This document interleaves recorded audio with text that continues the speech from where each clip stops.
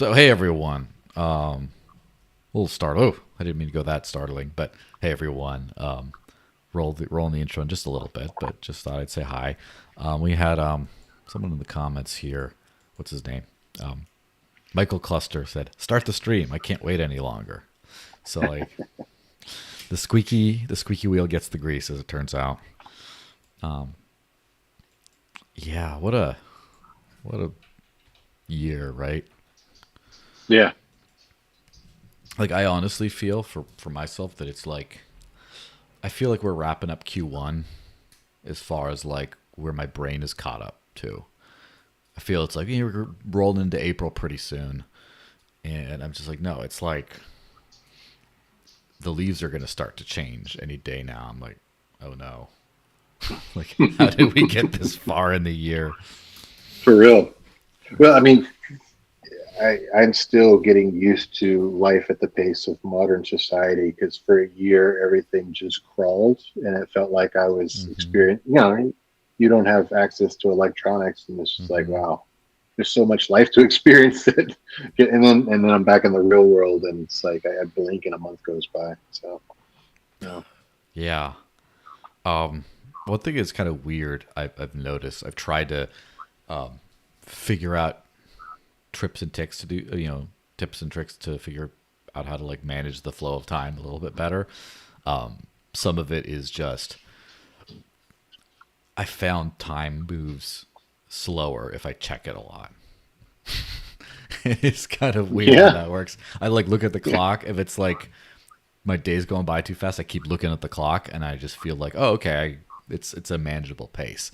It's just when I'm like, oh my gosh, things are happening here and there, everything, and I'm like, oh no, where did the day go? Where did the life go? It's like if I start keeping track of the times and the weeks, and the first thing I tried with that was just like my age as I started forward dating it, being like, I'm going Hmm. to be this age next birthday, and so I've already been mentally in like so it's not like, oh my gosh, I'm this old already. I was like, no, no, I've already been there in my mind for a while. Right. Yeah. You So it's trained your. yeah. So the rest just got to catch up with the rest. Yeah, it's brutal. Yeah, but this whole crypto thing, man, it's it's getting to this weird point where when they say like suddenly and then all at once, I feel like we've been building for many decades or a decade and a half, I guess, and I feel like we're getting like slow. We've been doing this slowly, and there's hints of all at once starting to creep in, Hmm. where like Yeah. the influence over society part is like really. That's going to be first thing we talk about. I'm sure is the Oh, for sure. Yeah. all at once part. It's starting to get all at oncey, and still no one's using crypto to pay for stuff for the most part. But that's going to all at once, and there's just other things, and I don't know. Stuff changes. Yeah, I mean, we could add the if you want to speak about all at once as a topic header, we can add the stuff that Brian Armstrong's been saying about base and paying for coffee and stuff. Mm. Because I don't know if you remember, we had this exact conversation uh, at Consensus. Like, I can see a future in which they do X, Y, and Z on base, and then like people don't even know they're using crypto. Yeah, I mean, I think it's super. I won't say it's super obvious, but I talk a lot. Well, here's the thing: I talk, I talk a lot about a lot of stuff about crypto, but it's always surprising to see what people get mad at.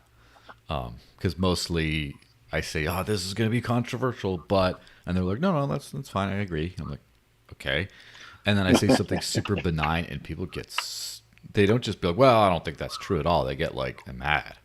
And like I have trolls because I talked about stablecoins now. Like Really? people Oh do yeah, like not the like tethered truthers or like other types of stuff. no, just people are calling me like a stablecoin shell and like just like people they're angry that I'm mentioning that stablecoins are part of crypto's life and reality today and will be a greater part in the future and are an Okay, we intermediate. got to talk Yeah. about this because let's get some trolls involved in the show today because I have some strong opinions about stablecoin and crypto if we really do want to see some real world adoption. Yeah, well, let me look for a tab to open about that, just so we can bookmark it as a conversation bit, because I think Okay. that well, actually, let me I'm gonna find one about Tron and Tether, and that'll be a good starting point to talk about it. Let's see. Yeah, because we're kind of talking about the Yeah. USDD thing. Um, let me see. 1 billion of Tether created on Tron. Okay, that's when we start going into Tron. Right before that, that might be okay. I know where I'm going to place this. All right. Okay, now it's intro time. Ready, guys, boys and girls? What do they call it? Do you know who J. Kenji Lopez Alt is? He's some YouTube chef guy who's like a Yeah, yeah. I've heard the name. I don't yeah. consume the content. He's got some really great GoPro POV cooking videos, and he's probably like the single best cooking creator I would kind of recommend if you're into that. But whenever he signs off, he says, "All right, guys, gals, non-binary pals, see you around." And so that helps. So, guys, gals, non-binary pals, let's hit the intro. All right, 3, 2, 1, go.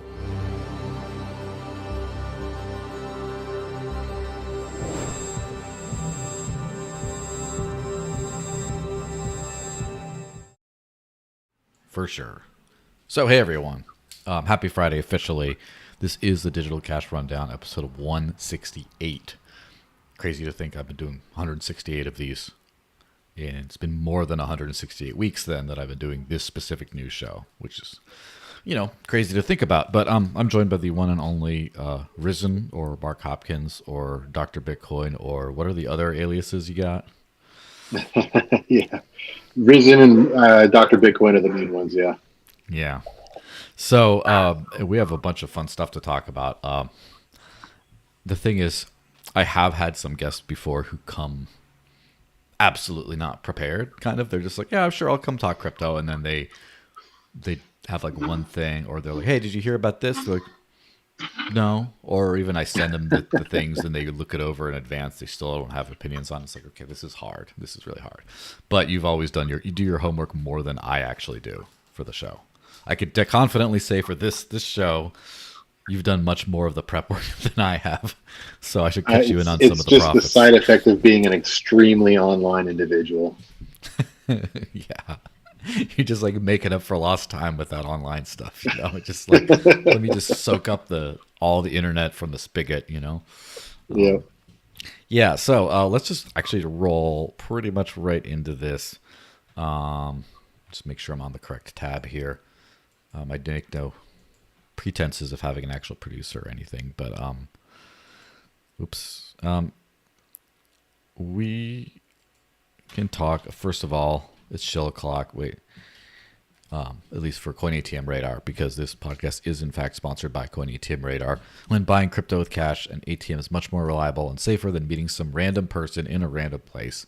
And unlike an exchange, which could freeze your account, you truly own all the crypto you buy. With Coin ATM Radar, you can find crypto ATMs and other services to buy or sell cryptocurrencies for cash. On their website, you can search by coin, address if the ATM supports selling as well as buying, and you can also search by geo area, i.e. country, state, city, etc. You can also check and compare actual current fees at different ATMs. If you want to find more, coinatmradar.com, which is coinatmradar.com. And yeah, they've been saying some spicy stuff on X as usual, which I enjoy. And the ATM game is kind of interesting because I actually talked to some people at the Litecoin Summit that was right bookending the Bitcoin conference in Nashville. And some people were like really into like the whole ATM thing. They actually had an ATM there that they were using to sell. And the value proposition for me for an ATM was just peer-to-peer cash selling, except, with a machine. And the KYC type requirements on those things are pretty nuts now.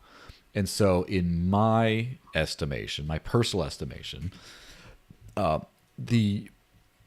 there's no reason for me to use one now, or unless I'm traveling to some place like Europe and I need to get cash. And of course, I don't have a bank account, so I don't have access to backup cash in case my weird card things don't work. So, but it does seem like a lot of people, they do. I'm a big proponent of it Yeah. personally, because whenever I moved back home from Beaumont, Mm-hmm. the bank system decided I wasn't allowed to have bank accounts anymore, Mm-hmm. and all Is I that like had a was permanent crypto. thing or just for a while? This is a topic in and of itself, but it might Mm-hmm. be a permanent thing. It's basically I fail. I finally spoke to a buddy at the BitBlock Boom conference who does compliance for one of the big Mm-hmm. banks. He goes, "Yeah, what's happening is you're failing the media check that happens. So you usually won't get shut off at the application side, but they will do like just a basic background check on every customer within the first two Mm-hmm. months of you having an account at most banks, and it says you are convicted of a financial crime. So have fun not having a bank account for the rest of your life." Because like if for a lot of people, it's not. It won't come Mm-hmm. up in a surface level search, but because the DOJ made a press release about me, Oh, uh, I will. It that's comes nice right of them. right up. Yeah, yeah, wouldn't it? So they Yeah. have forced me into a life of crypto. Uh, I'm assuming unintentionally because they were trying to get me out of it, and Yeah. I'm all the way in. I mean, to be a little bit more specific, it's not that they're trying to get you out of it. It's just that they're trying to get you out of getting other people into it. Yes, That's that's fair. that's much more specific. But yeah, so basically, because of an ATM, you can go in and out of fiat without having a bank.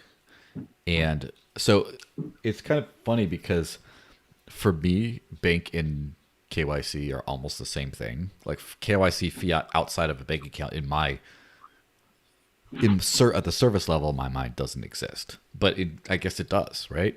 Like there's some Hmm. cases where it would happen, and it is also very fascinating to see like in the collection of people in my life of there's me who has nothing wrong with me other than in my head, I'm a crazy person, and so living the unbanked life, but then among my other friends I have a lot, quite a few felons. I got some illegal immigrant refugees, and also people that just never got a birth certificate, and so they just don't exist, and there's no person to get a bank account. So it's like this interesting collection of people that just cannot use banks, and then of course there's the privacy people that won't do KYC if they can avoid it, and that's kind of in there too. But if ATMs allowed you to buy small amounts without KYC, that would be fantastic in the US. And as far as I know, they don't anymore. Is that right? Okay, Hmm. I haven't. So there's the ATMs that I frequent because there's not a lot of like Lamasows or Hmm. like bidirectionals out here. Yeah. The only bidirectionals in my region are the ones where I think it was used to be a Liberty Hmm. ATM or whatever, but then they got bought out by a NTR or somebody. But Hmm. it's the ones where they put the software overlay on the like a traditional ATM, and you just have Mm. like the Bitcoin menu items. And I don't think those do KYC because they make you scan a card and they're just pulling. I assume if you got a debit card that you're Mm. KYC with the bank. Yeah, there's a service. There's a few on ramps that let you buy the credit card for up to a certain amount. Like Topper is the one I'm more familiar with. It's by Uphold, up to 2,500 USD before you have to give ID. And they do Hmm. what ATMs used to do, which is the KYC light of name, address, phone number before that. Right. And so, I mean, that's kind of for me, that's not really a privacy thing at that point. That's just like a user convenience because the idea is just a giant pain in the ass, more than Yeah. anything. But yeah, so if the ATM game, like, is kind of an interesting bridge for like certain people, and some people use it for privacy reasons where they don't mind KYC'd it's not that they don't mind KYC buying of crypto. They don't want it associated with their bank account. They don't want their bank to get suspicious or yell at them. And so they'd rather do it with cash. The problem is now cash is starting to become super hard to get out and suspicious and all this stuff. And I've heard some weird horror stories about like, why do you need $600? It's like, it's not that much money, dude. Yeah. Why wouldn't I need $600? I mean, I just would like to have it. Is that okay? Fill up my truck at this cash only, right? Cash only, like $600 ain't what it used to be. Like, just like I've been telling people that are like, you know, like pumping the Bitcoin price and stuff. I just have to remind them that 81 grand is the new break even from the high of 69,420 because of how devalued the dollar has been since 2021. So the same purchasing power would be 81 grand. So once you pass that, that's the actual all-time high as far as the store of value is concerned. So it's like the KYC limits. Like I saw someone was proposing a de minimis exemption from capital gains tracking for crypto transactions of something like any purchases under $200 you wouldn't have to report for like profit and loss on crypto. And I'm like, that's great, but like, oh, that's like, I've gone out with just me and the missus, dinner and drinks. If it's like a 3 cocktail night, we're getting in that territory. We're getting in, have to report, you know, capital gains on a purchase. And three family members at a like one of those studio movie grill or an Alamo Draft House where you have like a full meal and the movie theater. Absolutely over $200. Yeah, it's crazy. So I think that like the de minimis exemption should be like 1,000 at this rate of. I mean, I think it should be 10 million. But that's, you know, it's not going to happen.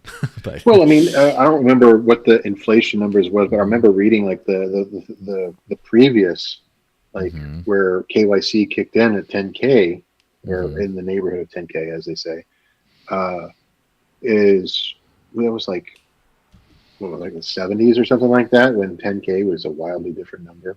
You know, like it's definitely been inflated. They haven't changed that 10K at all. In fact, they lowered it down to 600.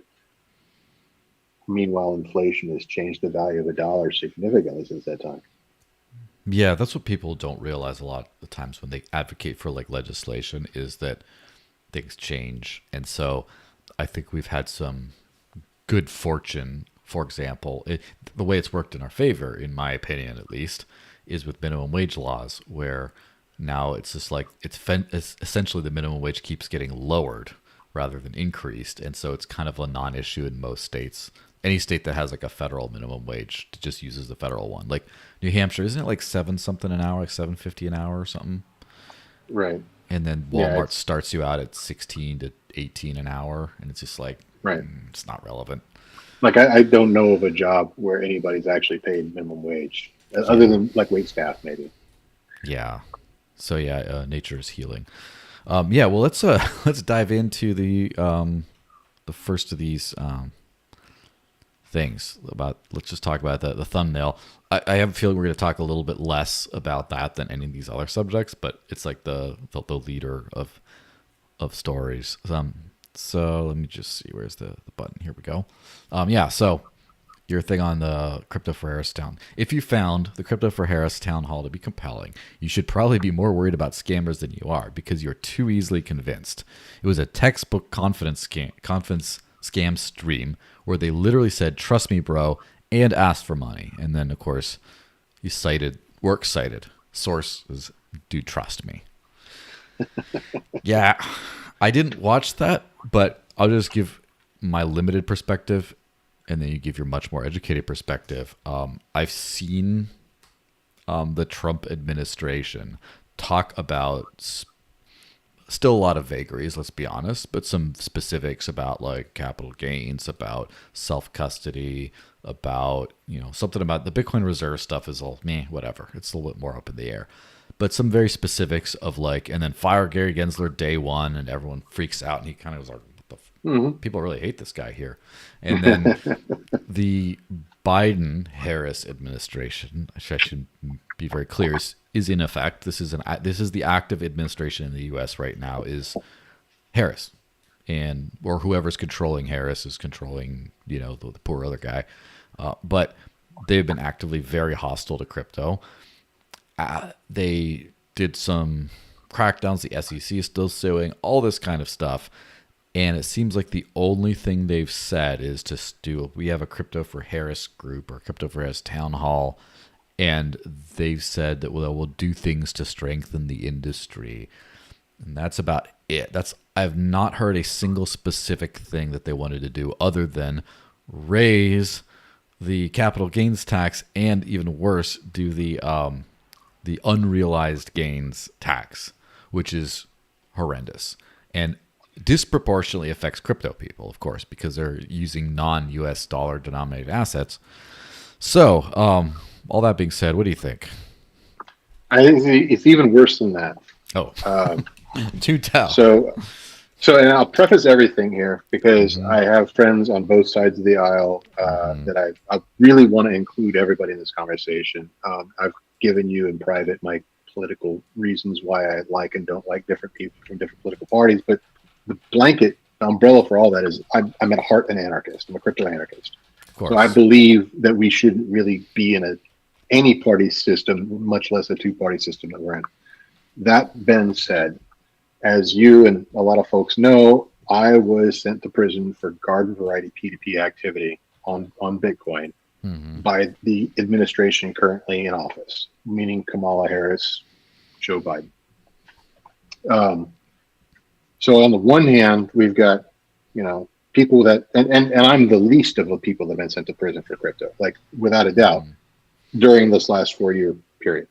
And I'm just a regular Joe, but there's Tornado Cash guys, there's the Samurai Wallet guys, like all these folks, they're actively putting innovators and P2P people in prison. And that's on one side. And on the other side, you've got let's just be completely brutally honest. Like a guy who's known for saying whatever it will get him a laugh line, regardless of whether or not he's actually going to follow through on it.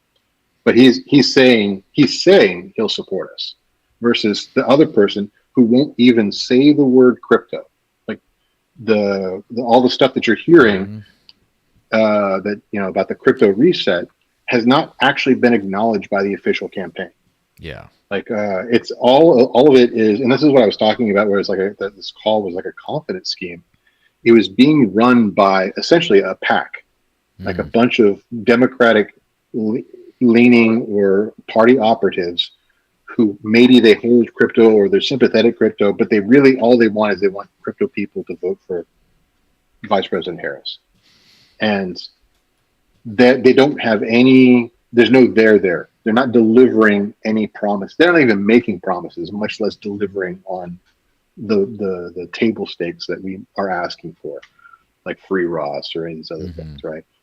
Or the DeFi Regulatory Certainty Act, or even at minimum, like the stable coin, like that 121 stable coin bill, like that. It's not even universally popular. They're not even promising anything along these lines. They're not even promising progress. They're just like, They are promising to make, or they're thinking they're going to make Gary Gensler Secretary of Treasury, though, which is like, oh, that's nice. So that turns out to be probably a rumor started by Gary Gensler. I wonder if that's enough to make it happen. Fake it till you make it. So they apparently offered it to somebody else, and that was kind of like a psyop. But the fact that it was so believable speaks to the fact that we've been abused by this administration as an industry. And I retweeted it the moment I saw it. It was like, okay, I've never heard of the Washington Reporter or whatever it was that was posted on, but like this sounds like a bad thing, and I would rather err on the side of caution. And then I researched it and found out it was kind of an unfounded rumor, but whatever. But that's the type of administration we're dealing with, is the one that has literally been putting us in prison versus the one that, maybe just pandering to us, but they're not like, oh, you're all going to jail. They're not building an anti-crypto army in the Republican Party. And they have passed some positive legislation, some deregulation of crypto in the last couple of years, started in the Republican Party. So like, I am not a Republican. I don't boost the Republicans, just like I don't boost the Democrats either. Mm-hmm. But like, whenever I hear the argument from Democrats when I say, look, well, this is like a confidence scam, or this is all cope at best, Mm-hmm. and their argument, their reply to that is like, well, Trump's a liar. Like, he'll just say stuff and never deliver. I'm like, yeah, maybe, but he doesn't have a track record of putting us all away, and you Yeah. do. So you have like further to go to prove that you're not lying as a politician. Yes, and like the thing I would say the biggest criticism of one of the bigger criticisms of Trump, which is at the same time the best thing about him, unfortunately, is that he kind of doesn't do what he talks about, really. He doesn't do a lot of big things at all. Like if you look at the actual record of what happened during his presidencies, if you just forget the weirdness of the personality and the moment in time of someone completely like upending his own party, and then just all the drama, external drama. Just look at administration decisions. I would say his reign was unremarkable, like either direction. I mean, it's like, oh, there's some interesting tax cuts here. Oh, there's some bad stuff here. There's some, I think people in the Democratic Party would say the most damage that he did as a president was probably with the Supreme Court. Mm-hmm. But like, that, and because there was some far-reaching implications from that. But him as an executive Yeah. branch leader, yeah, you're right. And when he was president, he did talk a lot of smack about crypto. I remember there's one tweet He in did. particular. He called it like money for criminals or something like that. Yeah. Yeah, and then didn't really do anything. Like not too much, not really anything. So when he comes out and that's it. And now, so what gives me more hope on that side of the spectrum, I guess, that he'll just like at least just kind of back off the SEC and some arrests, and that's kind of it. At like, okay, just breathing room, right? Is first of all the party pressure. Everyone on his team wants him to be pro crypto in some way, and he doesn't seem to care really. Personally, he used to not like it. Now he's like, oh, I guess I like. Well, I mean, he's launching NFTs Well, left and right that's the anyway. second So, thing. Is what is he going yeah. to put himself in? Isn't Trump Jr. launching some DeFi project now and like Defiant, and they're all? I mean, it's probably all crap anyway. But the point is, they're not going to put themselves in prison, and I don't think they're sophisticated enough. Again, this is like the cynical perspective. I don't think they're sophisticated enough to build a complex regulatory scheme that keeps out competitors but still favors them, like the Dems have kind of done in a lot of things. So for the most part, and the good thing about the cult of personality thing is he's old, and he's gonna, if he gets in, he's not going to be there long. It's going to be 4 years maybe and gone, and then we get to move on. Whereas the what you could say about the Biden Harris part of the machine is they're very much anti-cult of personality. They're very much cult of the machine. They're very much part of the greater Dem machine that picks candidates and doesn't really let the people pick them, that would have voted for Bernie, for example, but they kind of got blocked out. So I don't trust that machine. The machine has proven to be hostile. And so that's the kind of thing, is the machine's trying to assuage fears while still being the machine. And that was the other thing that I picked up from that crypto for Harris call is once you got, so first of all, the person that was leading it, the CEO of this pack, or the leader of this pack, was she had previously done some anti-tech like packs and advocacy group, which was, I can't remember exactly what it was, but it triggered some alarm bells in my head. But once you get past like all the operatives that were at the front of the call, and then the celebs that were in like the first third of the call, like Mark Cuban and whatnot, they actually had real politicians like Chuck Schumer on the call talking. And then I forget, there was one from, I believe it was Michigan or Minnesota, one of the M states, that's done some. She's part of the blockchain caucus, but she's a Democrat. But like what they're talking about is, and they're promising, in this, like, it's an empty promise because Connell does not endorse anything that any of them are saying. But the empty promise that they were pushing that was supposed to make us all feel good was regulation. It was legalization, not decriminalization. Like they were saying, well, we're going to provide a framework with which the centralized exchanges can comply with KYC laws and continue to exist, or how stablecoin, what is an acceptable stablecoin and what's not, right? Mm-hmm. And so it was like these types of things that, to me, like even if I am a Democrat in crypto, I'm like, you're not. What are you doing? This is not going to convince me, right? If I'm a leftist, like decrim, not legalize, is already like a well-known phrase in the marijuana legalization or Yeah. marijuana pro marijuana movement, right? And the same thing applies here. Is we don't want regulations that make it easier for businesses to operate, because that is regulatory capture. That is basically Coinbase and Kraken and other influential centralized exchanges writing it in so that they are the guys, and all of us DeFi people, get to exist in a area of pursuit or moral gray area of the industry at best. And every legal stablecoin is going to have to be basically Circle or something that's a clone of Circle. And if it even looks like Tether or Dai, it's out. It's illegal. Yeah, that's brutal. I mean, like USDC so far is pretty free to transfer around. I mean, the blacklists aren't that big yet, but it doesn't give me hope. And then I look what they did to BUSD, just like wrecked it and then said, "Oh, never mind, our bad," and it's just gone. And like, Right. let's Tether's hard to talk about because I can't I don't have a black or white opinion on Tether because it is kind of a huge scam, sort of, but kind Yeah, of. but it's one that's achieved escape velocity at this point. Yeah, So escape like I velocity don't. scam. Yeah, yeah. Well, I mean, they are Yeah. the definition of fake it until you make it, and they've Yes. made it. Like they've got so much. They're over collateralized at this point to Hmm. such a degree where they're like one of the lead buyers of treasury notes, Yeah. and so like they can't really be destroyed at this point. And from a freedom money perspective, which we'll get into with all Tron and stuff, like the amount of people I know, like I've used Tether on Tron this year to pay an invoice because it was some company in Georgia to do some press release stuff, and like that's what they take because like it's like the banking for the developing world is Tether, and the fast and And even loose. Tether on Tron, like Yes, primarily.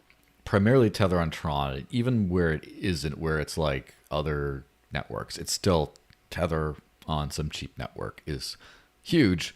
And you could argue, if you think about the benefits of banking the unbanked or things like that, or all that kind of stuff, financial inclusion globally, it's hard to say that this sketchy ass company that is Tether has probably done more than almost anyone. And it hurts me to say that, but facts are facts, right? Just the amount of people who are able to transact in a digital economy and have a more stable store of value than their own local currency is just like Tether's enabled it all, and Tron has enabled a lot of it. And I don't think either of those are highly reputable, but is what it is, you know? Yeah, I mean, it's it goes to show that user experience trumps fundamental first principle design stuff every time. And the user experience thing that Tether on Tron solves is low fee remittance. Mm-hmm. And it doesn't matter to the end. I mean, if the end user's choices are a quasi central decentralized service like USDT on Tether or MoneyGram, Mm-hmm. it's objectively better, even though it's objectively worse from a first principle, like decentralization first principles, like so many other technologies, because of the pseudo decentralization not being real. You know, so Yeah, I it's mean, I think it's like an evolutionary step, and that goes towards the whole stablecoin argument thing. But let's quickly touch on the Vitalik thing because No, well, I mean, it's right on the same point. Same theme. yeah. Let me close some things here, but like also I did read what Vitalik said, and I think I like 70% got it, but there's some the level of thinking that he's at, the level of complexity of his brain is always like a little past where I tend to be typically. Maybe I think he needs some more translators. But anyway, so I just flipped this tab.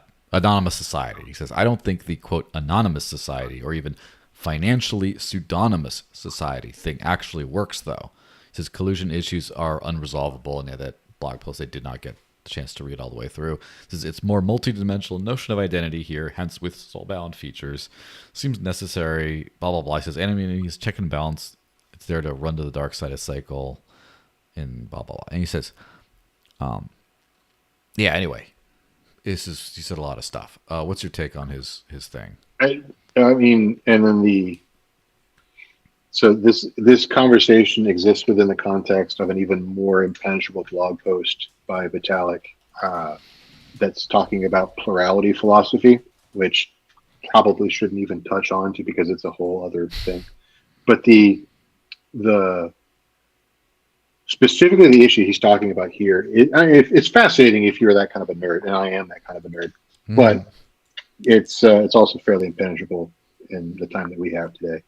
But specifically to the point where an anonymous society is not something that we can have, or is not something that works as a entire framework, is absolutely correct. And I didn't really because I've been a decentralization maxi and I put it loud and proud on my bios, crypto anarchist. It's even on my freaking resume when I apply to jobs or do consulting work. So that, again, caveat for any perspective that comes after that is whenever I was working with the startup that actually I'm wearing their t-shirt, something like 2017 era, they were a company that was talking about creating a identity protocol using NFTs, which is like a brand new technology brand new protocol at that point on the Ethereum network. And we started getting into like these real, okay, so what does this protocol look like? What does this framework look like? We're trying to, the problem we're trying to solve is, like I think it was 1/5 of the world's population doesn't have what the West would consider to be an identity. And if we can solve this problem, we can literally unlock, 1/5 of the world's economic power to the rest of the world, and like everybody benefits because now you've got portability interactive. Yeah, so KYC the world. Yeah, but it's like you got these, and the situation is like you've got like in Africa and the Philippines and Malaysia, you've got these villages where they don't issue ID cards ever. They don't issue any type. It's just like your village elder or like the neighboring villages might have not even a digital system, but just like a paper system or an oral system of like what identity is. Yeah. And by the so way, on that subject, you remember the book The Mystery of Capital by Hernando de Soto?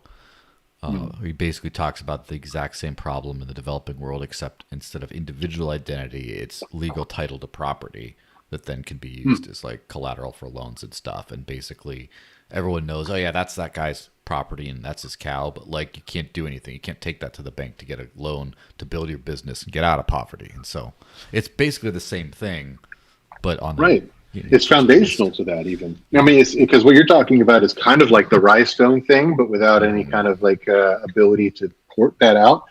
And identity is like you have to even solve that before you can solve the property thing. And so we started sitting down with not just like computer scientists, but like people from that part of the world that were cultural experts. And we sat down with people that were, did you know you can get 30 philosophers in a room and ask them, define identity for me, and you're going to get probably 60 different answers. Yeah, I found that out. And then if you get 5 people in a room from any like of these disciplines, you're going to get 10 answers of what identity is. And so absolutely we cannot exist in an anonymous society, just like we cannot exist in a 100% KYC society.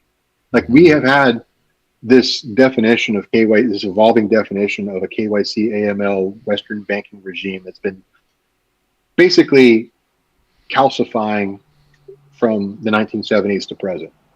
And we still have only got 3 to 4 fifths of the world actually using the standard Yeah. or something compatible with the standard. That sounds like, I mean, that's great coming from zero, but also you're locking out a massive, like billions and billions of people on the planet Earth that cannot participate. Double digit percentages. So, yes, absolutely. What he is saying is that we've been building for this anonymous or pseudonymous society because that's what our tech is meant for. But we cannot limit ourselves here. We have to think about what do we get? How do we get the other 3 fifths, or 2 fifths, or 1 fifth? To what does identity look like in that context? Yeah, and that's a very kind of important thing. I've known a lot of people, a lot of pseudonymous people, for example, and who have stronger pseudonymous identities than most people have regular identities, as far as like more trust in them. Like Satoshi Nakamoto is the big one. I mean, whoever Satoshi is as a person, or was, like as a meat space person with a birth certificate and all that, does not matter basically in the slightest. It's like, so Satoshi as the person, as the pseudonymous creator of this entire revolution, is immensely valuable, more than like John Smith or Craig Wright or whatever I got to throw in there, or whatever else is out there. Now, Vitalk was talking about like collateralized pseudonymity or whatever. Well, I forget the exact term he used, but he said that's not enough. Why do you think that's not enough, or do you agree with them? Well, it's not enough for everything. Like we can build a foundationally pseudonymous society or anonymous society and probably serve the majority or the plurality of the population with that, but you're always going to leave behind certain things. I mean, there's certain, just like there was a discussion the other day, just like it's a little bit of switch tracks, but it was a Twitter thread that you and I both were on, where we were talking with, I want to say, Hannah Rosenberg about public goods. About taxation as theft. Yeah. And public goods and certain things. She was saying, well, certain things can't be done just by the pure market. I'm like, yeah, you're absolutely right. Like it has to be pure market plus one other thing, like plus blockchain technology, or plus, like there's got to be what I understand Vitalk to be saying here, and the way I certainly the way I interpret it. And if he disagrees with my interpretation, then I disagree with Vitalk, I guess. I don't know. But what I'm saying is, we have to be thinking multidimensionally, like in terms of, okay, so there's these 20% of use cases or 30% of use cases where identity is required. Like, I don't know, like with public leaders, like if you're going to be a leader in certain types of governmental organizations or in certain types of DAOs where identity and trust is a component to who you are as an individual, like reciprocity, like there's got to be some sort of physical consequences for just certain activities, like childcare or something. Like, I'd be very interested in KYCing a babysitter, just because I don't care if they're like, Flying Monkey 69, who's like a legendary forum trusted for, like, I want to know, like, sure, that's fine. Is this person a responsible coder, thinker, financial steward of digital goods? Very different from, I want to know the meatiest of meat space attributes of this person, because that's where it matters here. Right, because like someone could hide a harmful, and a childcare example is a perfect example, because you could hide a harmful aspect of your personality long enough to get into a position of responsibility to do harm. And if there is no meat space reciprocity for your actions, then the incentive exists to do exactly that, to hide that aspect of your personality until you can do harm. And yeah, absolutely. If you're the type of person that wants to do harm to a child or something, so that is an absolute. So that's all he seems to be saying here with this, is that like there's always going to be some edge cases that we've got to build around. We've got to figure out how to do it. Yeah, for sure. I think that what I could only consider as private KYC kind of needs to happen for that to be like, as in right now, what KYC means or what your identity is tied to your birth and government specifically. Like you have a birth certificate issued by at a hospital that a government gives a stamp of approval on, and then the government then issues you your identity that is tied to that, and that's where a lot of problems stem from as far as other things. But be able to have a, like, for example, if you have someone who doesn't have a birth certificate, doesn't have whatever, but you're still a provably extant human being, you should be able to identify, to like assign, like to start building a reputation around that individual. Like, as in, this is this person, this is what we know about them as far as where they've lived, what they've done, their criminal history or whatever. And, or it doesn't have to be government style criminal history, or just their, you can still assign that as long as it's not like the government's the arbiter of that. You can still like have people. It would have Oh to be yeah, no, voluntary, data right? oracles solve exactly that problem. Like a reliable data oracle system based on, reputation of the oracle and the veracity of the data, I think solves 90% of the pseudonymity issues. I probably think that, like most people listening to us, pseudonymity works for more cases than maybe Vitalk does. Yeah. Uh, but I think that the like one thing where I could be a compelling argument can be made to me, and I probably could change my mind. But right now, like one of the things where I sit, because I had experience with like BTC Gem back in the day, uncollateralized loans is another thing where pseudonymity doesn't work very well, because like collateralized loans, we absolutely solve that problem with DeFi, but uncollateralized loans, I mean, that is the very definition of a requirement for trust. And you can't really just, reputation systems are too Yeah. easy to fool in that circumstance. Well, that's exactly it, because there is no such thing as a uncollateralized loan. It's just, what is it collateralized with? Is it with money such assets, or is it with your reputation that you're putting Right. up? That then they can't use your, they can't profit from your reputation if you default, but they can destroy it. And so you could do a pseudonymous non-collateralized loan, but you'd have to have a lot of stake in the pseudonymous person. So, like, for example, let's say Satoshi had been active this entire time. It's just not gone away. And Satoshi Mm-hmm. wanted a loan. And you're like, well, listen, you created something immensely valuable. You've proven to have been able to acquire a lot of this thing yourself. You're probably good for it. Like, I would loan Satoshi some money if it was, Yeah. you know, even if I don't know the real person. But, like, now, would I let Satoshi watch kids? No. No, I'd have to. I need to know more. What if it turns out to be someone like Greg Wright or so? Oh, no, that's no good. Yeah. You just don't know. But Or Calvin Ayre or somebody. oh Even yeah, worse. it keeps getting worse. Uh, so my initial, like, my first thought, without having really given this a second thought on it, is, first of all, no form of identity is necessary for, like, I would say, like 90% of human interactions. Like, that is all Yeah. complete anonymity of exchange money for services, and that's it. Like, there, you don't need to know who's using your vending machine, or you just sell. And there might be some, like, red flags if you're like, you sell something potentially dangerous, like you see someone's buying like up all the fertilizer and he doesn't seem to have a garden, and you're like, what's going on here? There might be some of that stuff, but for the most part, anonymity in commerce is just the way it used to be anyway, right? Just should be fine.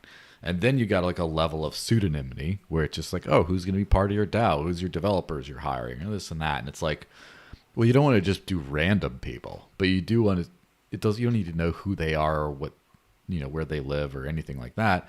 But you do want to know that there is an entity that has some sort of reputation for these kinds of things. But then you get to like the higher levels of trust, where it's like, this person is a lawmaker, for example, or this person is trusted around children, or this person is all those kinds of things. Then you would want a stand-in for what government identity is today, or I would say, like, a much better stand-in. But yeah, so I think the problems we have today could be sort of first of all, that the government identity, that the government has been the complete includer and excluder on that identity, where they get to say who can and cannot be a KYC'd individual, and they kind of control it all. That's the big thing. You can't just be like, I want to go to the ID store and get an ID around my person. You can't do that. The government controls the whole thing. But the other thing is just like the scope of that very narrow band of use cases that you'd want an identity for gets just expanded to everything, even buying your coffee. Everyone KYCs to buy their coffee for the most part, which is insane to think that they, not for that purchase, but for the thing that lets them do that purchase. Yeah, that should not happen. That should never need to happen. So, yeah, do I agree with Vitalk? Are we saying that or not? I think we are. I mean, I think when you understand what Vitalk is saying, or whenever you can kind of like dissect what he's saying, it's hard to disagree. Because he's basically saying horses for courses. Like, I love decentralization and anonymity as much as the next guy, but there's certain cases where it's not going to work. Makes sense. Let's hit on this WBTC thing, because that's interesting. Yeah. So BitGo argues WBTC security is unchanged amid concerns. BitGo recently announced a new venture to diversify its wrapped Bitcoin custodial locations, and Justin Sun's involvement has caused some concern.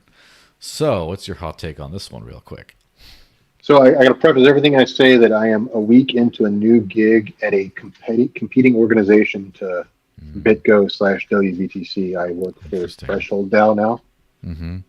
So take everything I say with that in mind. But yeah, I mean, like, it's been, even before this happened, like, I have been of the opinion that wrapped Bitcoin is decentralization theater when it comes to Ethereum. And it's hard to argue against that. Everything's held in one vault. Now it's held in two vaults, and the other vault is Justin Sun's vault, which, as we touched on earlier, I can't remember if it was pre-show or actual show, but Justin Sun is not the actual, like, most trustworthy guy in crypto. It's he's okay. Like, he's done a lot for the industry or whatever, but like, his stable coin which still exists, is a ripoff of Terra Luna. Yes. Which is famously bad. So, infamously bad. Maybe the results can be argued with for sure. Yeah.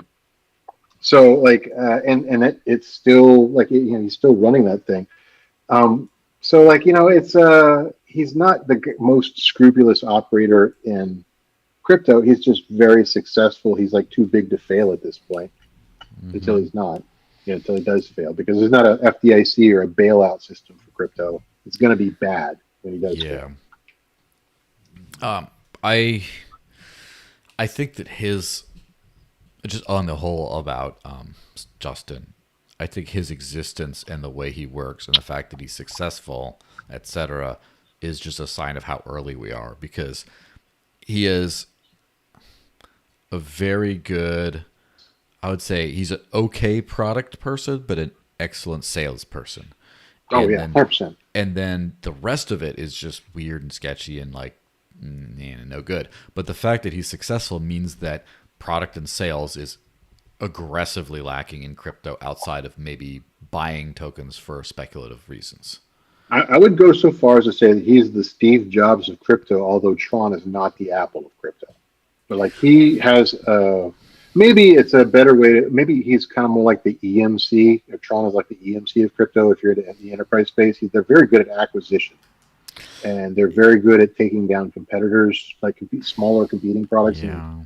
And, like they bought BitTorrent, like they made that part of the platform. Right. That's like one of the big wins of the Tron network. They've successfully made stablecoin a killer app, even though like their tokenomics continue to make no sense to me. It still works, right? Somehow it hasn't toppled over.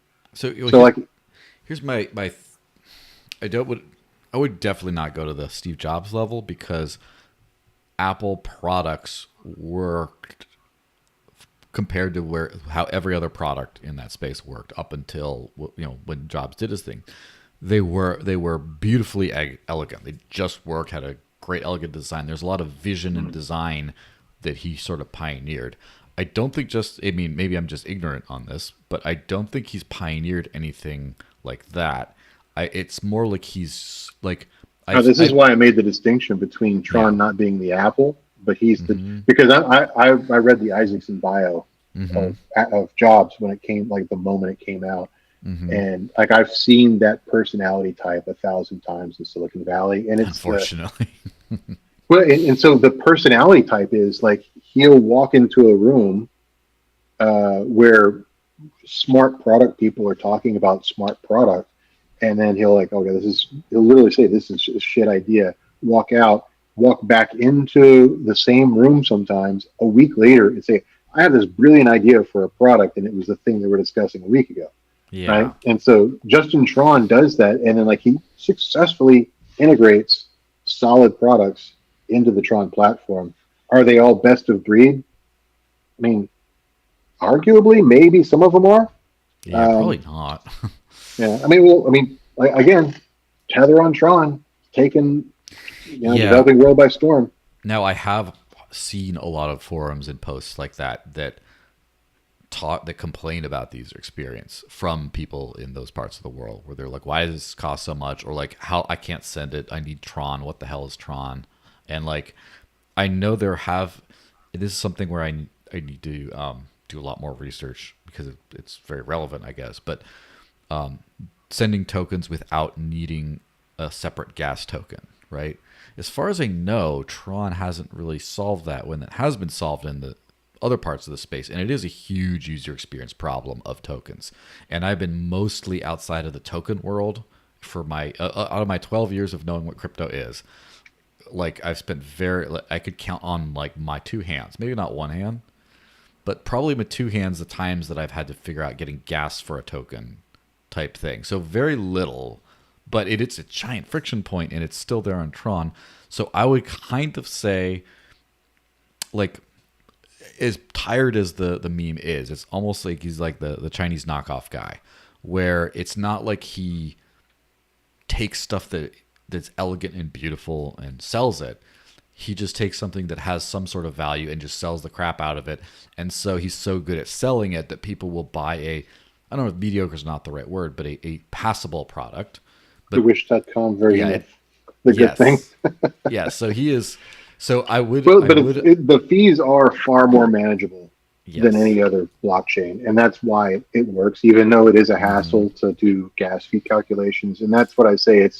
It's better than Western Union, which is the alternative. It's not better, sure. and Ethereum Tether on Ethereum is a worse user experience than anything than Tether on Tron.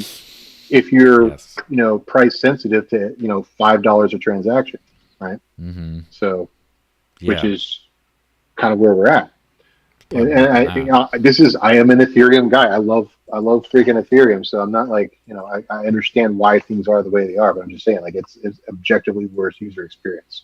It's not that Tron is perfect. It's just better than most other things.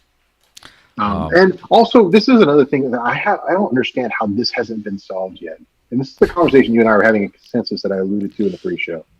Like, that whole gas fee issue is a wallet problem, not a platform problem. It's not a blockchain issue. Like, if you've ever used Maestro wallet on Telegram, you know what that is? No, it uses like TON and stuff like that, right? Because I have not used any crypto anything on Telegram. So if you're in the world of degen investing, like you're trying to snipe meme coins when they're like sub 100K market cap, you're probably using a wallet called Maestro. Which is kind of a hybrid non-custodial solution. So everything is obviously stored on a server somewhere, but you still manage your own private keys. It's just that they have access to your private keys. But it's not a secure solution. It is a solution that allows you to act quickly. And so you can push one button. So basically the way it works is you get an early contract address, and then you go, okay, this is where the coin is going to launch your liquidity on Uniswap or whatever. You paste that into the Telegram bot.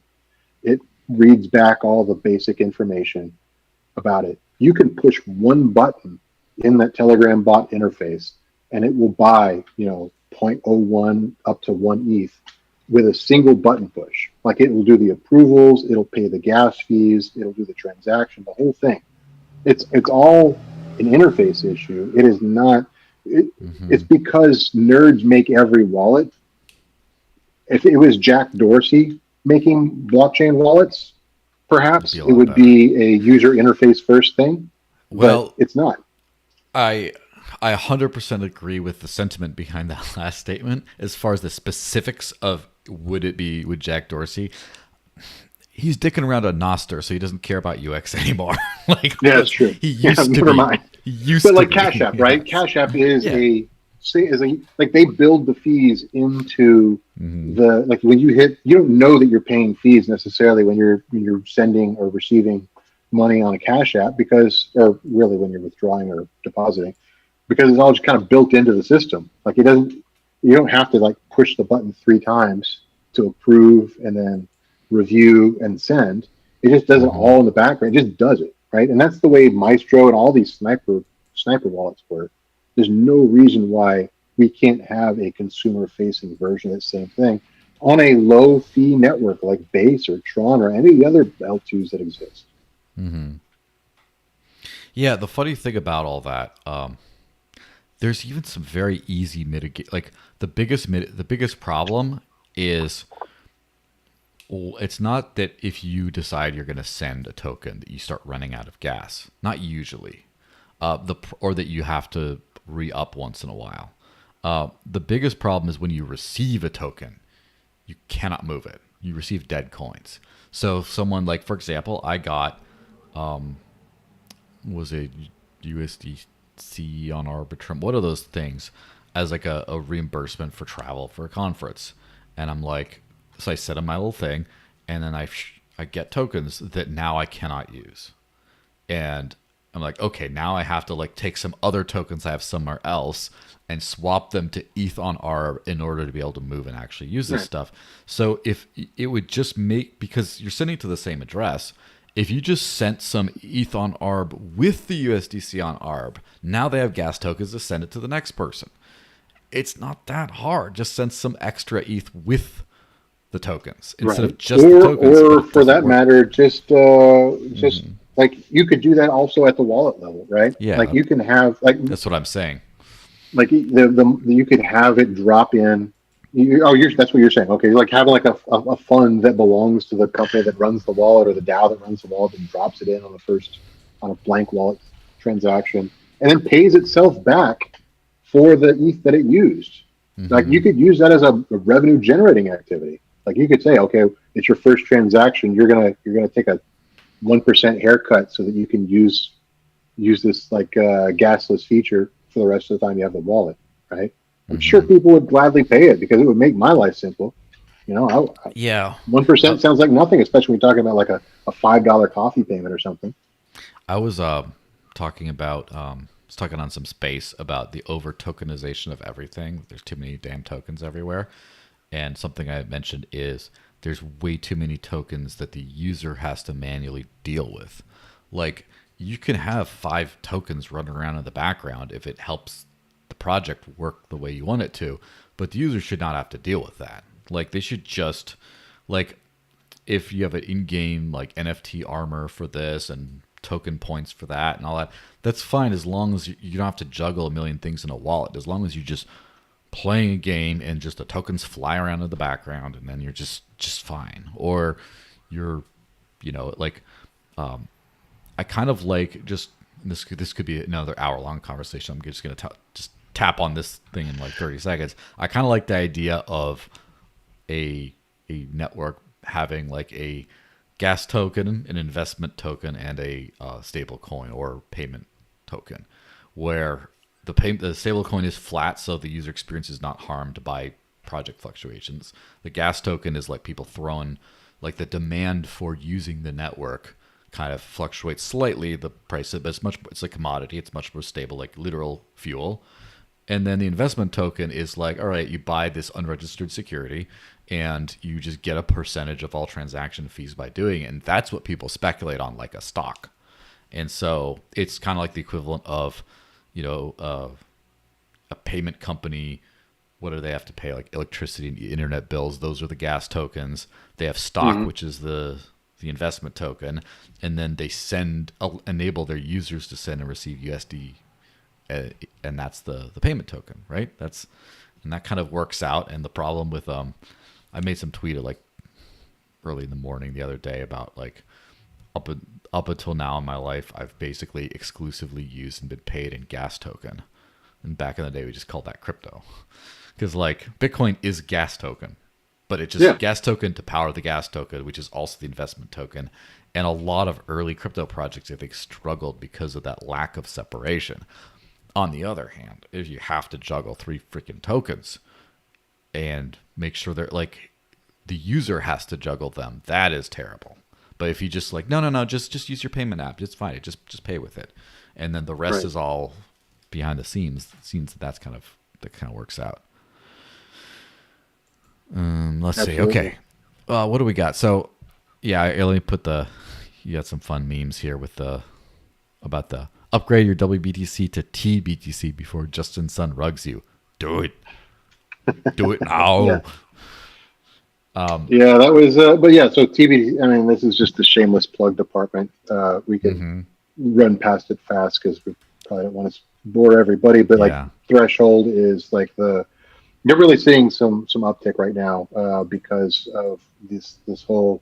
And like the other thing, I don't think I provided a link for it, but the other like the button on this WBTC story was that even MakerDAO is like saying, look, we're going to divest of wrap Bitcoin just because this is some whack stuff. Like we can't really trust this derivative to be solidly pegged with these changes in like custodianship. And so Threshold is a Bitcoin derivative on Ethereum and other networks. I think it's on Sol as well, that allows you to wrap and unwrap directly back to Bitcoin mainnet if you want. So there's like with wrap Bitcoin, you have to go through like you have to be a whitelisted operator of some kind to participate in that action. Threshold has created a decentralized way to do exactly that on their own. Like they don't have to have a bunch of trust systems built in. It's a federated system of key management that allows anybody to wrap and unwrap their own Bitcoin with Threshold, which is good. Because also these node operators exist in a variety of different jurisdictions, not just two or one. So there's some difficulty for regulators or law enforcement if you're concerned about that sort of thing, about whether or not they're going to be able to freeze, subpoena, or warrant your crypto wallets in that way. Interesting. Yeah, it's It's a fascinating technology. It's worth, at least if you nerd out on this stuff like we do, it's worth looking into. Yeah, it's also funny thing on that. What's his name? Michael Veloff in the chat said, "Who is one of the few people in crypto I know who can actually give your beard a run for its money." And he says CoinMarketCap moved WBTC off of page 1 to the questionable cap page 3 months ago. It's like, damn. Okay. Oof. Yeah, that's like the shitcoin zone right there. Yeah. Yeah, crazy. And then cycling to this one of Bitcoin Fi updates TBDC liquidity surges to all-time highs. Yeah. So apparently people are jumping on this thing because they're like, you know what, the WBTC era, the age of men is over, right? The WBTC eras, it's starting to look a little sketch. We might want to do something different. The challenges, and I'll be honest about the challenges. I can speak to some of them. Again, I'm a week into the job, so I don't know everything about TBDC there is to know. But the challenges that many people bring up is that the liquidity is apples and oranges. I mean, obviously WBTC is established; it's been around for years. TBDC is not. So it's naturally going to have more liquidity on more exchanges than TBDC will. But as the TVL increases, that problem is solved. So the bigger issue for a lot of folks that I hear is that it is not yet available on a lot of the collateralized lending platforms. But That's just a process. You got to go through governance and all these different DAOs that regulate that stuff. And I know they're doing that. I think they're about to pop up on AAVE in a week or two. So, it's worth looking into and educating yourself on, because there's really not a great alternative. Like Yeah. all these other, like Coinbase is talking about popping out a WBTC alternative, and it's just WBTC not custodied by Justin Tron. Yeah. Like I mean, granted that's better, but it's not wanting decentralization. And also, I love how you keep calling him Justin Tron because it's technically not his name, but it might as well be. It's like, Yeah, um, I go by screen names all the time, so. yeah. Yeah, and that's the thing. Like, I think there's a lot of the crypto space that's sort of stuck in that legacy mindset, right? That that's it's just like, well, we're gonna do a slight improvement over the banking system, and that's as far as we got. And like, Mhm. the real solution is like get way past that. And it's funny because like I feel like BUSD was like the first kind of reaction to the decentralization of the space, where Binance is just like, we're gonna run DeFi and still take all the money, kind of thing. Mhm. And I feel like Coinbase doing the same with Base is the same, but in just it's almost, I wouldn't say sadder. I mean, in case I have friends at Coinbase, they're gonna pissed off at all the shit I'm talking, but I kind of feel like it's sadder in a way because it's like there's better options available than were for Binance maybe. That now it's like you're still trying to go legacy finance on the new stuff, but I don't know. Maybe I'm being too harsh. They all say it's like decentralized. I don't think it is. I don't think it ever will be. But You talk about base itself, base, or talking? Yeah, I mean, it's a spectrum of decentralization to me. Like this is, I've always yeah, said this, even prior to like the EVM proliferation. It's like you can. Is it sufficiently decentralized in multiple dimensions, both in infrastructure and in mm-hmm. governance? And like Tron is one of those things where we can see clearly it's not. Like they have DAOs that governance votes are circumvented, and that was one of the stories that we linked in our conversation. Was like Justin withdrew all the wrapped Bitcoin from the USDD treasury without a governance vote. So Mm-hmm. like that is not sufficient decentralization, in my opinion. Uh, it obviously Coinbase would have you know a lot of reasons to not have that sort of a problem, but that doesn't necessarily make it sufficiently decentralized from our perspective, where everything is like ultimately just like our best case scenario is like the decentralization that exists in like Dash and Bitcoin and Ethereum Mm-hmm. and like the like core projects, right? That's and both at a governance level and an infrastructure level. Mm-hmm. Um, and like Polygon, for instance, is a half measure, but it's Yeah. I would say Polygon is like sufficiently decentralized because to 51% in any way, both in governance or in infrastructure, is a significant financial challenge, a significant Yeah. coordination challenge. But like it's not as much if everything is controlled by a single corporate entity as it would be with Base or with Mm-hmm. uh, Binance. Like that is not sufficiently decentralized, in my opinion. Maybe they can make it, work towards being sufficiently Mm-hmm. decentralized, but I wouldn't say we're there yet. And Binance wasn't there yet, in my opinion. Never got to that sufficient decentralization. Sufficient for screwing around maybe with meme coins, which is primary use case for Yeah. Base and Solana, and was for Binance, becoming that for Tron right now. Yeah, if you want to screw around with meme coins all day, yeah, but I wouldn't put my life savings there. Yeah, for sure. Well, speaking of decentralization and life savings, stable coins, those were fun to talk about.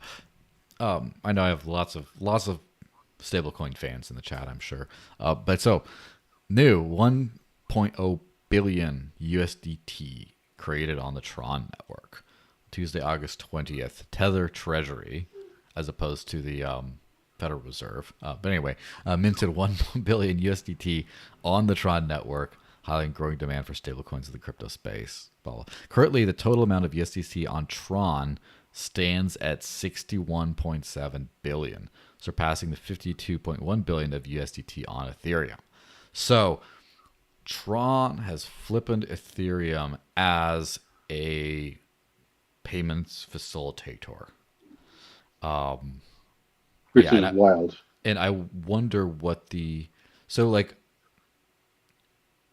if you have USDT on, say, an L2, like Arbitrum or something, is that just bridged from Ethereum, or is it a separate issuance? Like, is it the same? So is there, like, is the 52 billion on Ethereum, is that including all L2s, or do L2s have their separate pots that are not bridged from the L1? That's a great question. That it probably varies from L2 to L2, but I would venture to say if it's not wormholed, it's using a similar bridge. But like most, let me back out. I'm not going to make a definitive thing about something I'm not sure on, but I will say, like, most of the projects that I like audit or look at, like, how does it get from one to the other, they're using wormhole. So it's not a separate pot. It's just a derivative bridge token. Does that make sense? So it's so like if you're talking about like wrap Bitcoin, hilariously enough, it's a derivative of a derivative, because it's not the actual wrap Bitcoin smart contract. In some cases, it's a wormhole version of wrap Bitcoin, which itself is a derivative instrument of actual Bitcoin run by BitGo, right? So I don't know every single L2, and I don't even know if Tether may run its own bridge technology, but I would assume that they're probably not. That knows every single L2 out there. I might have started one during this podcast, and you wouldn't even know yet. It'd be breaking news. But yeah, it is incredible how, like, my little stablecoin rant thingy is, first of all, the world works on, like, there's no crypto that native gas token, I would say, or investment token, whatever. There's no crypto that is stable enough by late years, stable enough to be like a new unit of account somewhere. It's just not. Like, Bitcoin was more stable than the pound during Brexit, but then Bitcoin shifted, and now it just has these big swings, and it's not going to work, at least not for a while. Everything else is just worse too. So you have to use whatever unit account is currently available, and it seems like the USD unit of account is something that it's there. And the USD goes down in value all the time, but it's just slow enough that has that utility. Right. Well, I mean, but there's also like the concept. I think, I think we're probably not causing a whole bunch of waves by making this statement, but there's going to be a point sometime in if not the near future, the not too distant future, where the USD hits hyperinflation.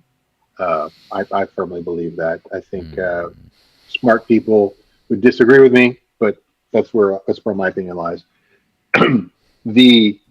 And at that point, a stable coin won't be very stable if it's a dollar lock stable coin. However, I think there probably warrants more research to be done in the ill-fated Libra coin, because the way that it was approaching stable coins was using a basket of assets.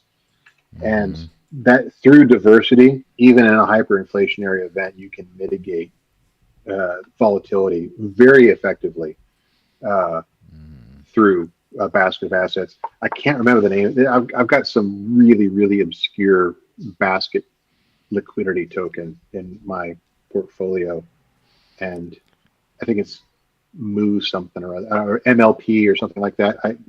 You look it up, you're probably not even going to find it. And just something I came across. It's got like 8 different cryptos in it, including some stable coins. It's got Bitcoin, Ethereum. It's got, I think, Chainlink and like a bunch of other stuff. Yeah. And I don't have a ton of money in it. I just kind of there was a lot of staking rewards on this particular vault service I was using, so I was like, I'll try it out, whatever.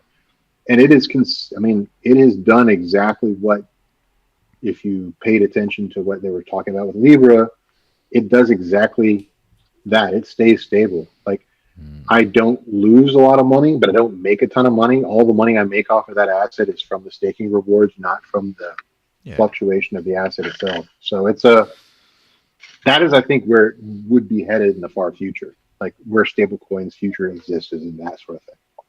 Yeah. Probably.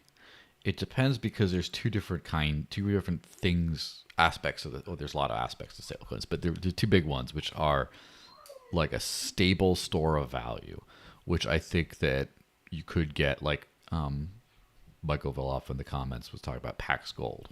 And like, okay, Mm-hmm. a gold backed stable coin. Yeah, sure, that's a gold has been a relatively stable store of value over a long time.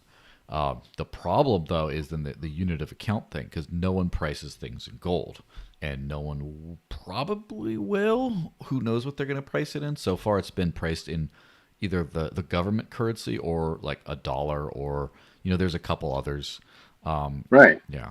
But that's where it starts to get mind bending, right? Because Mm-hmm. a stable coin or a stable coin that's a unique store of value, or it's like a basket of currencies or basket of assets, is going to, like, it doesn't matter what the value is in your native currency. You're not trying to talk about stability in that respect. It's talking stability comparison to most people's currencies, which might be Mm-hmm. dollars, but it also is going to be, there's a huge chunk of the world doesn't use dollars, right? So this is stable for them, Mm-hmm. right? Is it relatively stable for them compared to dollars versus won versus yen versus anything else?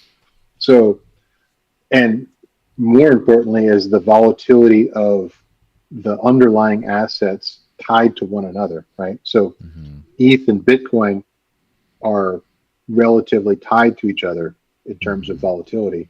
But, if you are smart, and you, like, we're going to take, like, say, Monero or Dash, whose volatility doesn't really ebb and flow with Bitcoin, or gold, Mm-hmm. which it's has some ebb and flow with Bitcoin, but obviously also counter trades it just as often. Yeah.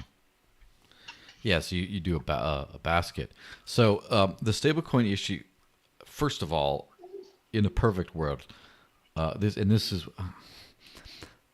there's always an aspect that makes Bitcoin Maximalist sound smart, right? Because a lot of the ridiculous nonsense they say is based on something that's real, which is, wouldn't it be so much simpler of a world if we just all got on a Bitcoin standard where there's a scarce asset that's out there and we just price stuff at sats, and there you go. It's easy. I mean, there's a million reasons Right. why that's never going to happen, in my opinion, but that would make things simpler. Because in the meantime, and that's the problem. This is how you always know. Sometimes someone's not selling you some bullshit. Is their solution sounds annoyingly realistic and not optimistic.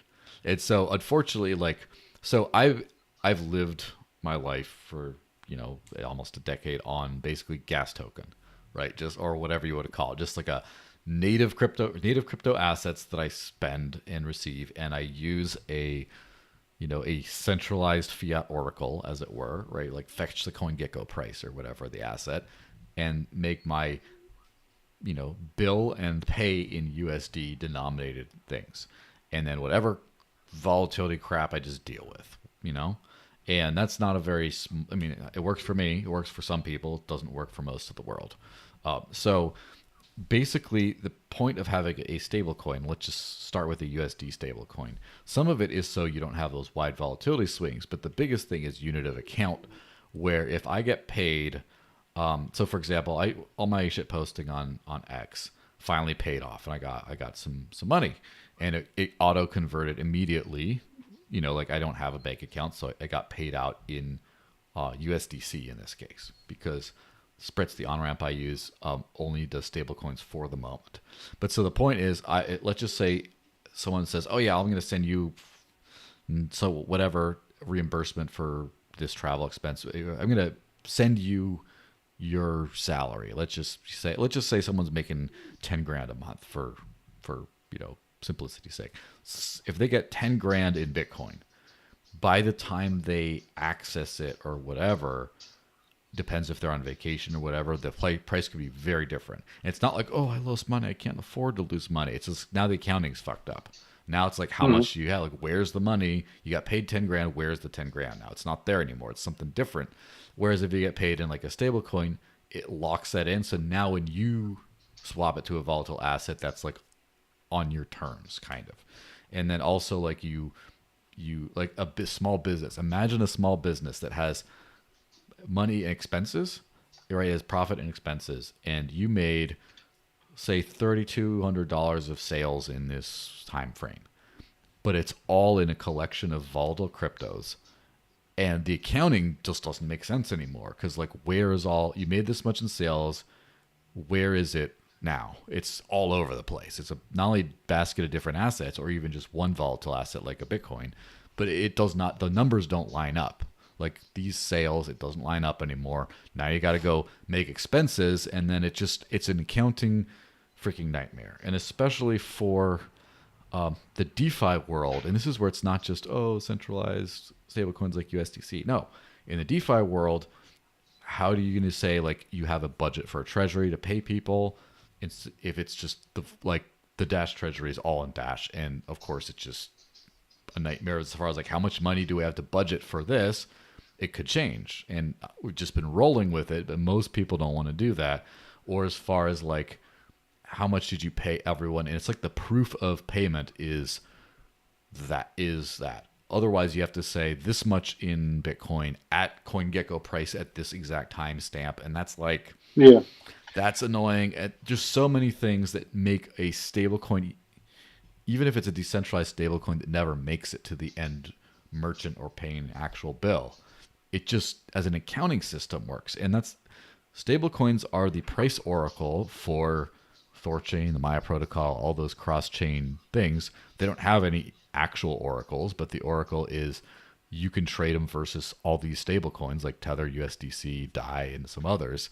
So it just, the arbitrage prices assets accurately without having to have an oracle. There's so many use cases for this, and it's funny because I talk about this as someone who doesn't like the US dollar and doesn't actually have it, and I have like maybe 5% of all my money in stable coins, and almost none of my spending happens in that. As that person, I talk about these realities and people get really mad at me, and I have trolls now calling me stablecoin shill and all this kind of stuff, and I'm just like, oh gosh.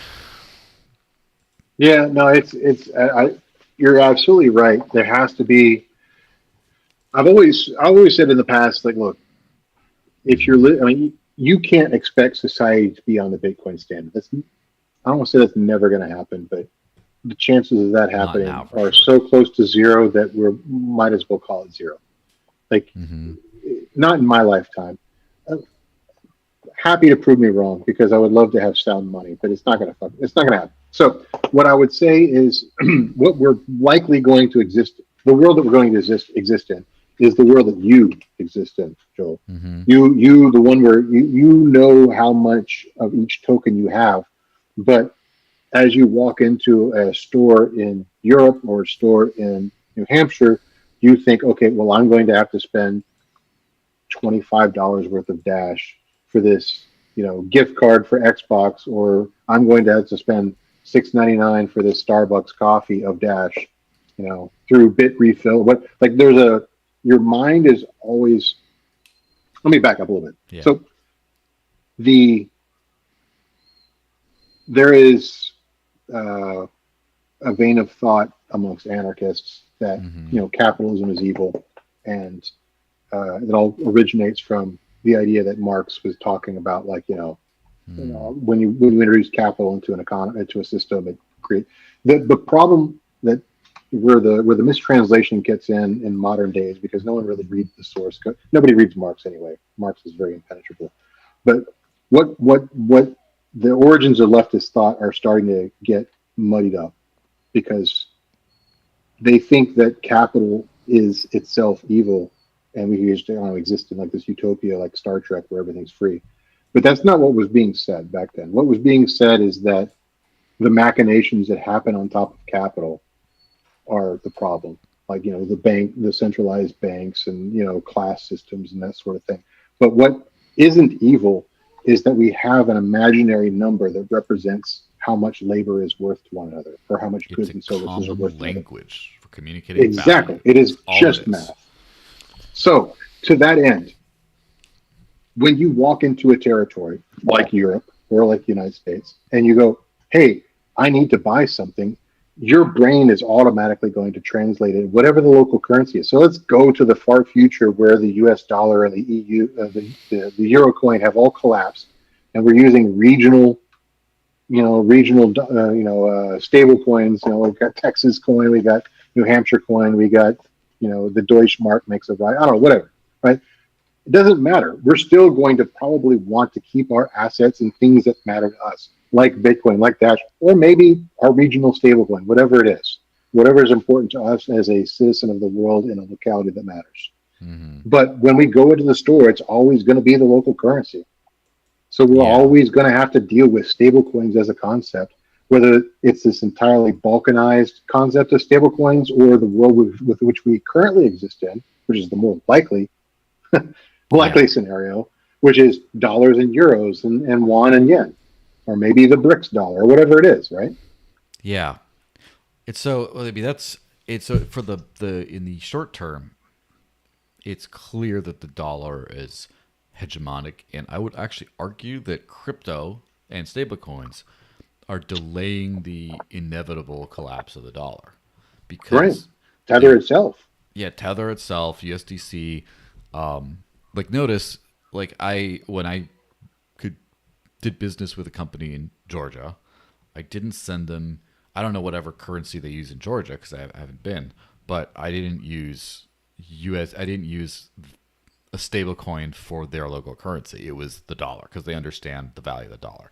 Everyone understands the value of the dollar at some point. I'm sure it's just only going to grow from there. Maybe at some point, though, the money printer, the Federal Reserve is still like the root of everything. So now just the amount of damage they could cause is so much greater, systemic across the world.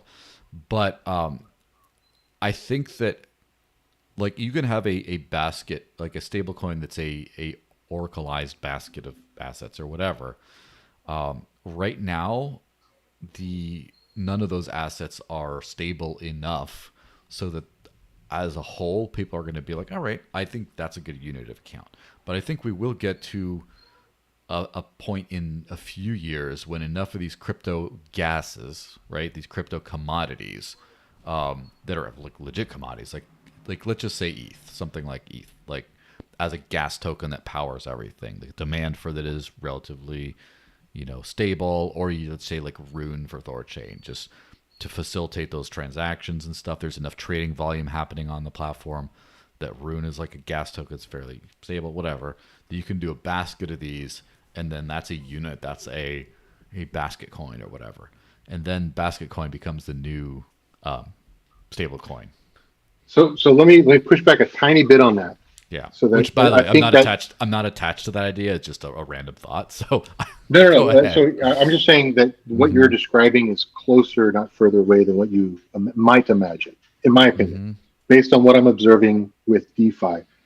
It's not here yet exactly, but the space you want to watch for these Mm-hmm. basket coins to emerge from are things that are innovating and playing with uh, curve algorithms and AMM algorithms. And the reason is they're basically creating naturally balancing algorithmic hedge funds. Hmm. So, you've got, whenever you're talking about AMM tokens, you've got the risk of impermanent loss Of course. with two, when you have when it's like a two token key pair. Mm-hmm. What I'm observing, and maybe it's a quirk of the exact market cycle that we're in, or maybe it's a characteristic of this type of basket or this type of bonding curve, but whenever you start to add in a bunch of tokens that have fundamentally different Mm-hmm. fundamentals to them, like let me use a better phrase. When you add a bunch of different tokens that have wildly differing fundamentals to them, where they're not necessarily trading in the same volatility patterns, you do see less impermanent loss and more stability. Okay. And I'm talking about like, and I'm seeing these like these are wildly experimental curves that I wouldn't really recommend investing in, but they are fun experiments to watch, where you got like 6 or 8 or 10 tokens in them, like not just like a 3 token curve or a 3 token bond like you see on curve, but like these they're really experimenting with some crazy stuff there. Yeah. It'll be interesting to see how long that takes for the language standpoint. It kind of goes to like the English language hegemony, where when I was younger, like I used to speak pretty fluent Spanish when I was younger, and then I got fluent French, and I started studying other things. I was like, oh, I'm gonna have an advantage on everyone because I'm like could speak other languages and stuff. And then first of all, I moved to New Hampshire where no one even speaks Spanish. Like the number two language is French of all places, Really? because it's by Quebec, but it's still Right, like right. 5 people. Like, and then in crypto, which is one of the most international business fields in existence, like you just find random people from random countries involved with everything. English is so homogenized that I don't ever like. It's funny because I don't like people all over the world. I just speak only English too. It's made my need to speak other languages almost non-existent. The only thing that where it would matter is maybe Chinese and Russian, and my employee speaks Russian, so I got that handle. I'm not going to learn Russian now, and Right. so now it's just like it's so the dollar, the the globalization of the dollar type thing, if through stablecoins is going to be hard to interrupt unless as long as they don't make inflation go too crazy. Inflation at the way it's been sort of is something that can continue, I wouldn't say indefinitely, but for a long time for a unit of account. The way it's gone with the COVID bump, that's a problem. If Right. they keep doing, it's not if they keep doing everything up until that point. If they keep doing that, that's when the dollar hyperinflates and becomes a real problem. And also, I mean, I know a lot of, again, intelligent people will disagree with me on this, but I think BRICS is a thing to watch. Like, if you look at the number of nations that have committed to BRICS, obviously committing to it and actually doing it are two wildly different things. Mm-hmm. But in crypto terms, TVL of the BRICS nations exceeds dollar aligned hegemony. So, if they ever can get their act together, that would radically alter the Mm-hmm. dollar, dominance, because that inflation that we do in general, as well as what we did during COVID, relies on socializing that inflation across not American citizens but the entire world, and that's what really people in the BRICS alliance are rebelling against. Yeah, it's going to be interesting. Now let me.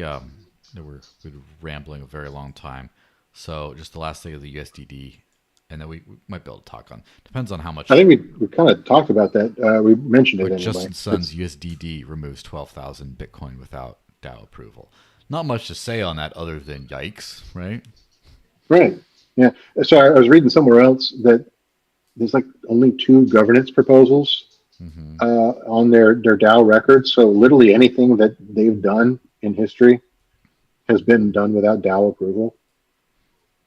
Yeah. Uh, So and this there's was no DAO then. for reference, this was the clone of Luna's stablecoin product. So it's like an algo stable with the backing. That's like, yeah, that's rough. I mean, algo stables are something I'd much rather do the over collateralized like DAI style thing. Hmm. But like algo stables freak me out a little bit. Like I do think that they are something that will exist in a functional form in the future. But in the meantime, I would not hold algo stables. I guess my point. Yeah, no, there's more ways to mess that up than there is to do it correct.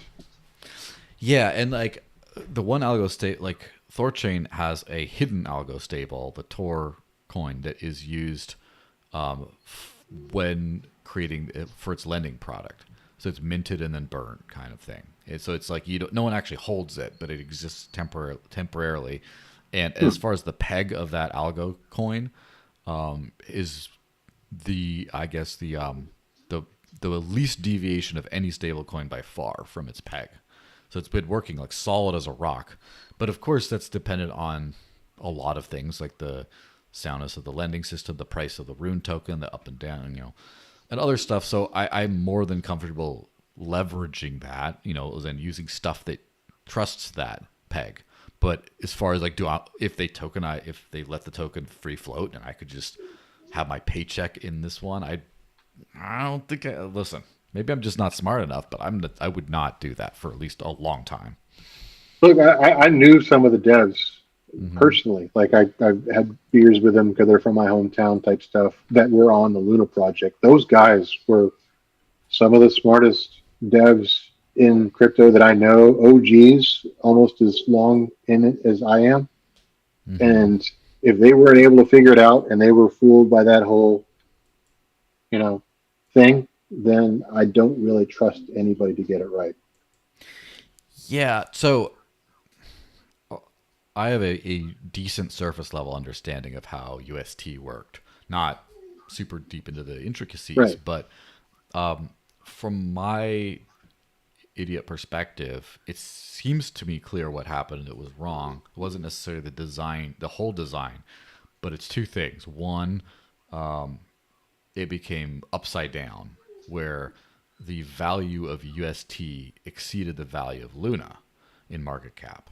So if you're redeeming it if it's guaranteed by Luna, the mint and burn or whatever, and it becomes top heavy, then it becomes a problem, right? Where now you can collapse the whole system a lot easier. The other thing is Luna didn't do anything really except mint UST. So it's like if you had an algo stablecoin for something that had use independent of UST, and you would never let it get to more than like say 30% utilization or 10% of that market cap or whatever, figure out something that's relatively safe. First of all, the odds that you have this cascading crash that would just destroy the whole ecosystem is much lower, but also there is a floor to how far that can crash. The Luna standard would crash if there is an exogenous utility for Luna, because it's like, okay, like let's just say Luna would be redeemable for like the Justin like the Do Kwon had that Bitcoin treasury thing. The problem is that was all just crap and centralized and fraudulent. There's so much stuff going on with that. But if that was baked into the protocol, that whatever the Bitcoin treasury was, you could redeem Luna for your percentage stake of that Bitcoin in a trust minimized way, then that would have been a floor for how far Luna could have crashed, and UST would not have gone to zero, I don't think. Because if you're like, okay, well, the lowest that Luna can go is the value of the Bitcoin in that pot. Right. And that would have backstopped it, and then this design would have worked. But like, I think the fundamental design could have maybe worked. It's just the way the business part of it, the way they implemented the fast and loose, the guarantees, the fact that all the UST was way overblown because they gave this fake 20%. Like all that stuff is more at fault than the actual design of the stablecoin. At least that's my basic understanding that I'm more than happy to admit I'm wrong on. Right. Yeah. Yeah. Like I said, my understanding is also surface level like yours, and so I've never really got into it. It was always on my list of things to research, but never quite got around to while it was a live project. I just knew smart people that were involved in it and working on it and deving it, and so I just kind of like, oh well, I trust those guys. They know what they're doing. They've done some smart and serious stuff in the past, but I never researched it myself, so I never recommended it to anybody. And fortunately, had no exposure to it when it collapsed. But it really has made me gun shy on the concept as a result. Yeah, for sure. Like most people, I'm sure. Yeah, I mean that's what I would call a reasonable perspective. Do you have any time to touch on the FTX thing, or kind of run out of time? Yeah, so that was interesting. I mean, it's almost not even a Yeah. crypto story, but I think we might break some news here a So little bit. Michelle Bond presented on criminal charges for campaign funds from FTX, and Ryan Salome, I guess that's how you say it, who is here. Taka releases 1 million bond. I did see this news story about Michelle Bond, but that's about it. I don't have any juicy details that you might have. So my juicy details. Hmm. This is prison grapevine details. Which is the So best. yeah, yeah. You can't get that So anywhere else, folks. Watch the show, please. yeah, exactly. You only here. But the first the story here. My personal perspective, why I retweeted originally, was Hmm. because what they're doing to her and Ryan Salong, what they could have done to me. Basically, whenever anybody that knows my story, they extorted me basically into taking a plea deal by Hmm. saying we're going to go after your wife as well, even though she's a volleyball coach. She doesn't even have a crypto wallet, but Hmm. whatever. Um, and so they did the same deal with him, the feds, saying, okay, we're going to not investigate your wife. We're taking her off the table. You just take this plea deal. And they apparently have gone back on that agreement. Now, I don't have any Insane. bugs or specific information from inside of the DOJ or the AUSA's office, but here's what I suspect happened based on information that I got from SBF's Sally at Hmm. MDC Brooklyn. Um, so, if you recall, after sentencing for SBF, he was pretty quickly transferred out to what is known to be a somewhat rough facility in Pennsylvania. It's like Hmm. this old facility that's been around for like 100 years or something like that. And mixed, he's in a medium, so like there's definitely violence going on. He's going to have to join a gang to survive type stuff. And so somebody had posted on Twitter like 2 weeks after he was there, after he got transferred there, that he was back at MDC Brooklyn. And I'm like, no, no, that's not correct. And I went over to Hmm. uh, the BOP website to see where facility he was in. I'm like, holy crap, he's back at MDC Brooklyn. How is this possible?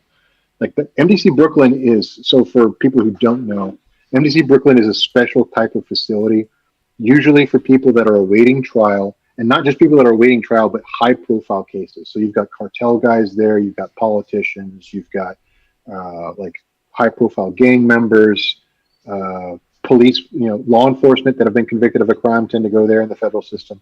Just places where they have a greater degree of security so that Hmm. if they were in a normal population, they probably would have gotten, attacked or extorted or something like that. Hmm. And so SPF was only supposed to be there while he was awaiting trial, then transferred into general population somewhere else. Um, so I call up, I talk to his cellie, and he goes, yeah, he's turning state's evidence on everybody. Hmm. That's how he got back over. Like he basically became a rat for the feds so he could get a comfier mattress. Damn. It's like the Like just like fluffy pony on steroids right there. Jesus. this is basically what his celly his previous celly had said. Yes. So Which, by the way, that's what that I'm should be. guessing is happening here with this news story. Is they Mhm. reopen the investigation on and are going to start adding stuff to Slami and his girlfriend based off of new testimony from SBF. Yeah, which SBF going all rat is probably one of the very least surprising things in the history Right. of crypto. Like, come on. Come on. Like, as soon, like, how would you, if he didn't, I would have to, like, start, like, have long walks to reevaluate my position on the world. If he was like, man, he Right. I didn't mean, sell it's like people out? look at who he was as a person when he was in crypto prior to everything going down. He was like we need to partner with the government and put guardrails on this stuff. He was the regulatory capture guy. Yeah, Like that's who he was. he was the regulatory capture as well as the just absolute sell everyone out crook at the same time. And Right. so the feds work with the feds and be a crook and sell everyone out is like his MO. So it's like, all right, he's going to also do that, you know? Right. So very predictable. Now, the kind of interesting thing is, let me hit this other headline on that you put out about former FTX exec Ryan Salam seeks to void guilty plea, says feds reneged on deal to end probe of his partner. And then, Right. as you said, for them to have pledged, this is prosecutorial misconduct or extortion, depending on how you want to call it, according to my lawyer at the time the feds pulled this on me. Yeah. I mean, Yeah, they're not supposed to say that we won't investigate your partner or your loved one based on a plea deal. Like that's absolutely illegal for them to do by the dictionary definition of prosecutorial misconduct. But they do it all the time. yes. And the So reason why they do it all the time, plea deals are illegal then, yes, but they happen anyway, right? Like an right? actual deal. Right. Yeah. It's like a wink, wink, nudge, nudge thing. They can retract at any point. That's how it's supposed to work. But if you watch the link, if someone goes to the thread where I posted Mm-hmm. this, and then they click on the second link in the thread, it's like a 45-minute John Oliver video. Normally, I'm not a huge fan of everything, but he is funny. But what he's talking about in that video is prosecutorial misconduct, and the factoid that I referenced there is that Mm-hmm. one prosecutor in the history of the United States has gone to jail for prosecutorial misconduct. Yeah. Which is why they feel comfortable doing this sort of thing with anybody they see. Not that I'm a huge fan of defending FTX, but like, this is just evidence that our system needs reform, in my opinion. Yeah. Because, like, the amount of people, innocent people who pled guilty in order to, escape consequences for themselves or their loved ones or whatever, it's already high, and that's a bad thing. The thing is, in exchange for the fact you can get something out of a plea deal is the only thing that makes that only terrible and not completely horrific. But the fact that you get like extorted and bullied into, basically, convicting yourself kind of, and then Mm-hmm. you get a reneging on that. Like, can you imagine you sell everyone out because they're going to harm your family, and then they just go harm your family anyway? Like, that's like Right. movie villain nonsense. Like, you said you wouldn't hurt her. It's like literally this, and just it's so like evil and corrupt, and like at the same time as I think that this lady probably deserves a little justice for her role and stuff, but like not like this, not like after you've already Right. If you made a deal, like the deal should stand. Like, do we like rule of law in this country or not? Like, if we're going to, I like the idea, in my but I've opinion, never seen it myself, but I like the idea. if we're gonna move forward with this farce that America is governed by the rule of law and not like just corruption, then like let's not try to break the facade in such obvious ways, like reneging on plea deals. Mm-hmm. Yeah, you can't do that. That's like the worst of the worst. I mean, maybe as a result of reneging on plea deals, maybe they'll stop happening. Maybe it'll be another thing, just like when the cops lie to you, and now people with good legal counsel don't believe them. Maybe it's one of those things where they say, let me tell you this, if you plead this, we'll this, and they'll be like, don't trust it, I'm not pleading. And then you'll Right. have to, I don't know. Either way, reform would be very nice to have. That's for damn sure. Yeah, yeah. That one of the lasting impressions on my life from Free Ross Dow Mm-hmm. years that I was involved with that organization is the pressing need for criminal justice reform and prison reform in this country. Like, it's whatever you think it is from watching TV shows and movies. It's So worse. much worse. Yeah.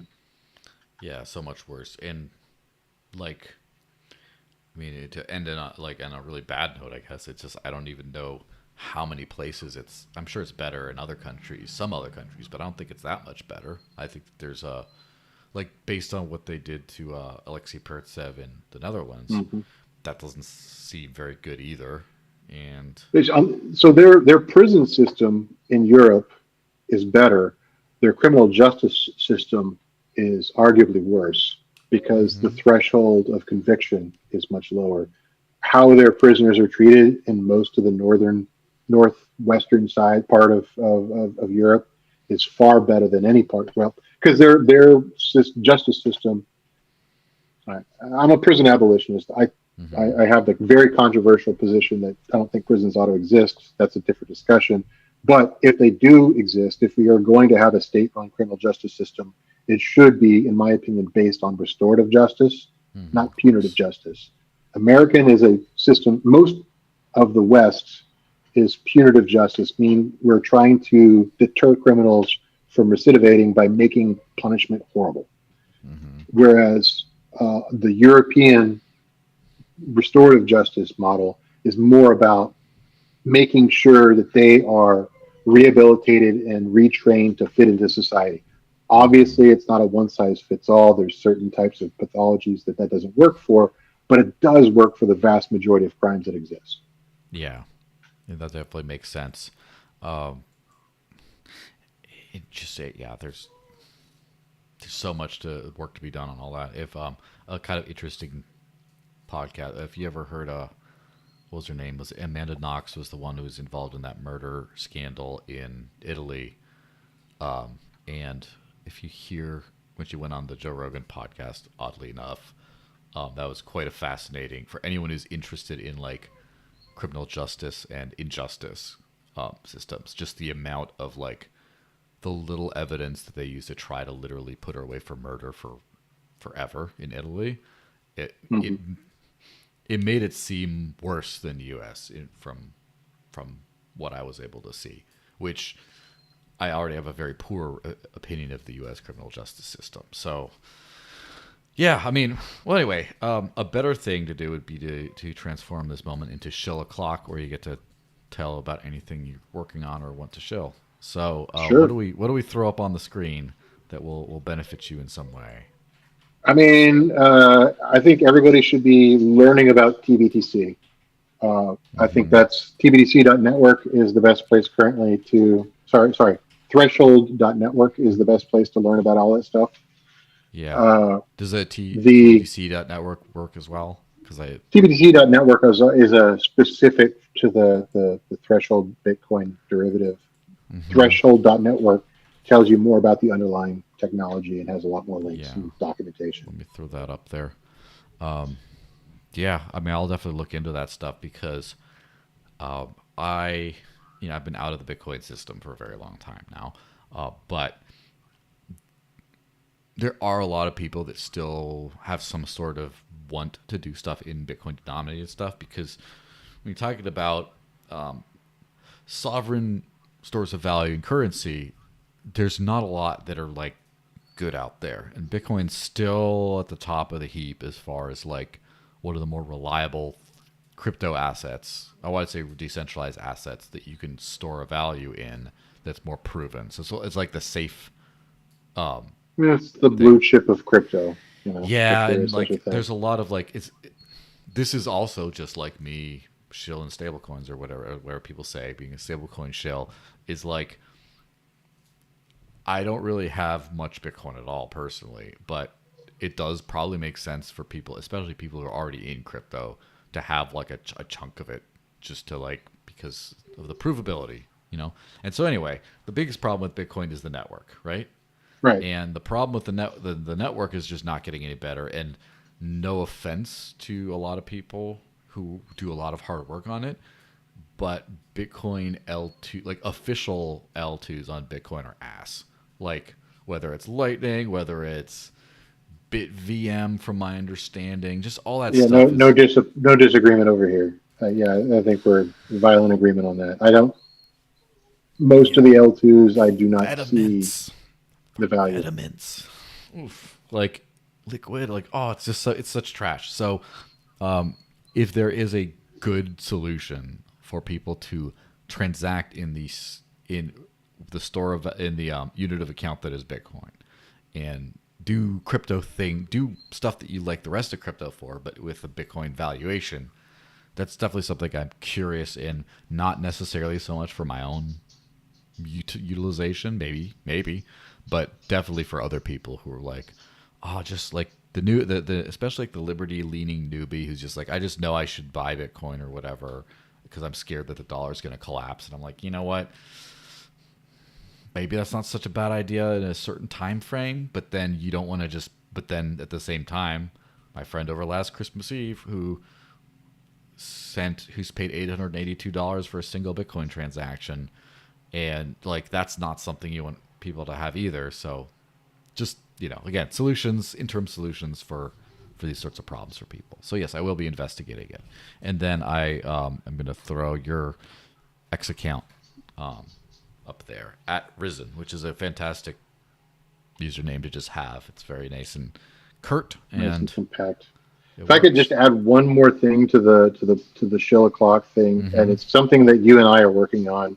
It's not out there yet, but if you are an advocate for criminal justice reform, prison reform, or just Ross Ulbricht and that type of like the crypto martyrs that exist, Mm-hmm. one of the things that we used to do at Free Roscoe that got a lot of traction, was a lot of fun, had a lot of value, was a letter writing party we did every week.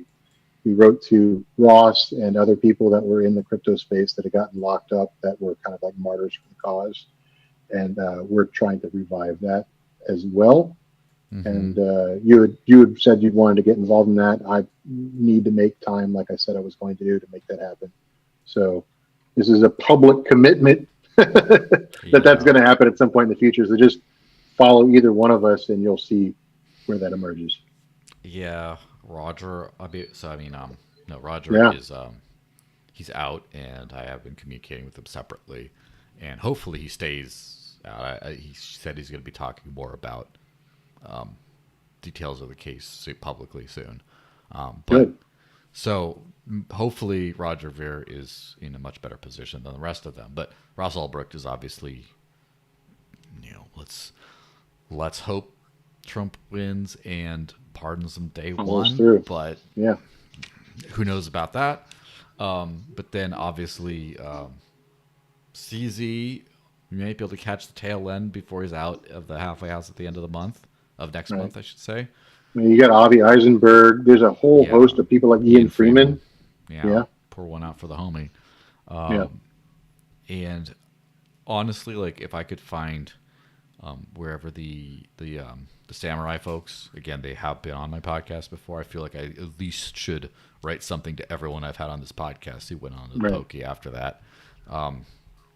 And then obviously, Alexei Pertsev, I don't know what it's like in the Netherlands as far as visitation or letter writing or anything, but I would absolutely, he's seen me talk twice, so he kind of knows who I am, so might as well say hi to him and just say that, stay strong and frickin' sucks, in the meantime, and we'd like to get you out, but we're doing our best, right? Right, exactly. Yeah, cool. Well, everyone, thanks for watching. Make sure to follow Risen at Risen on X, and follow me at the Desert Links, which if you're watching already there, you already are. Subscribe to the channel, hit a like, leave a comment, something. I mean, feedback on what just talking out into the void is always good. And if you think I'm a dirty stablecoin shell still, please let me know. I love to use that as sort of examples and fuel about how when you're not in the arena yourself, a lot of times you don't know what you're talking about. If you're just LARPing on the internet about get all in on Monero or whatever while you still use your bank card and everything and just have no idea what people have to deal with if they're living on decentralized money. Yeah, maybe it's a good example. Anyway, I always have to throw a dig in at someone somewhere. Happy Friday, everyone. Hope you have a great evening. Hope you have a great weekend. And yeah, make sure to stay out of the pokey. It's a good thing. You can't always plan for that, but you can try your best and write some letters to some of the folks on the inside.